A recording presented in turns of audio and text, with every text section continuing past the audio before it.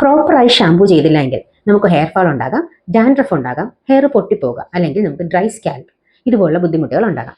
ഇന്ന് എങ്ങനെയാണ് നമുക്ക് പ്രോപ്പറായിട്ട് ഷാമ്പു ചെയ്യേണ്ടത് നോക്കാം. ഷാമ്പു ചെയ്യുന്നതിന് മുന്നേ ഒരു വൈഡ് കോംബ്ഡ് ടീത്ത്, അതായത് ഇതുപോലൊരു ചീപ്പ് ഉപയോഗിച്ച് നന്നായിട്ട് നമ്മുടെ തല ഒന്ന് കോംബ് ചെയ്യുക. അങ്ങനെ കോംബ് ചെയ്യുന്നത് കൊണ്ട് നമുക്ക് ഹെയർ പൊട്ടിപ്പോകുന്നത് പ്രിവെന്റ് ചെയ്യാൻ പറ്റും.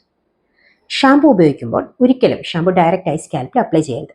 അങ്ങനെ ഡയറക്റ്റായി ഷാമ്പു അപ്ലൈ ചെയ്താൽ നമ്മുടെ സ്കാൽപ്പ് ഡ്രൈ ആവുകയും നമ്മുടെ സ്കാൽപ്പിന് ഇറിറ്റേഷൻ ഉണ്ടാകാനുള്ള സാധ്യതയുണ്ട്. അതുകൊണ്ട് ശരിയായ രീതിയിൽ ഷാമ്പു ചെയ്യുക എന്ന് പറയുമ്പോൾ കയ്യിലൊരല്പം ഷാമ്പു, നമുക്ക് എത്രത്തോളം ഷാമ്പു ആണോ വേണ്ടത് അത് കയ്യിലെടുക്കുക. അത് നന്നായി കുറച്ച് വെള്ളം ഉപയോഗിച്ച് നന്നായി പതപ്പിച്ചതിന് ശേഷം നമ്മുടെ സ്കാൽപ്പിൽ എല്ലായിടത്തും നമ്മൾ തേച്ച് പിടിപ്പിക്കുക. ഒരിക്കലും നഖം കൊണ്ട് മസാജ് ചെയ്യാണ്ടിരിക്കുക. ഈ ഫിംഗേഴ്സിന്റെ ടിപ്പ് കൊണ്ട് സർക്കുലർ മോഷനിൽ തലയുടെ എല്ലാ ഭാഗത്തും ഷാമ്പു എത്തുന്ന രീതിയിൽ ഒന്ന് മസാജ് ചെയ്യുക. ഷാമ്പു തലയിൽ എല്ലായിടത്തും മസാജ് ചെയ്ത് പിടിപ്പിച്ചതിന് ശേഷം നോർമൽ വാട്ടറോ അല്ലെങ്കിൽ ഇളം ചൂടുവെള്ളമോ കൊണ്ട് തലയിലെ ഷാമ്പു നന്നായി വാഷ് ചെയ്ത് കളയുക. ഒരിക്കലും നല്ല ചൂടുവെള്ളം കൊണ്ട് തല കഴുകാണ്ടിരിക്കുക.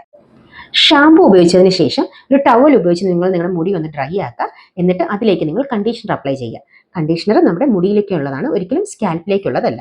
കണ്ടീഷണർ ഉപയോഗിച്ച് 2-3 മിനിറ്റ് കണ്ടീഷണർ നമ്മുടെ മുടിയിൽ തന്നെ വെച്ചേക്കുക. അതിനുശേഷം നന്നായി വെള്ളം ഉപയോഗിച്ച് കഴുകി കളയുക.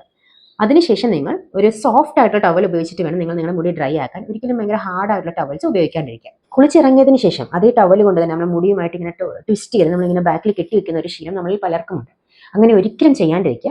അങ്ങനെ ചെയ്യുന്നത് കൊണ്ട് നമ്മുടെ മുടി കൊഴിഞ്ഞു പോകണം അല്ലെങ്കിൽ മുടി പൊട്ടിപ്പോകാനുള്ള സാധ്യത വളരെ കൂടുതലാണ്.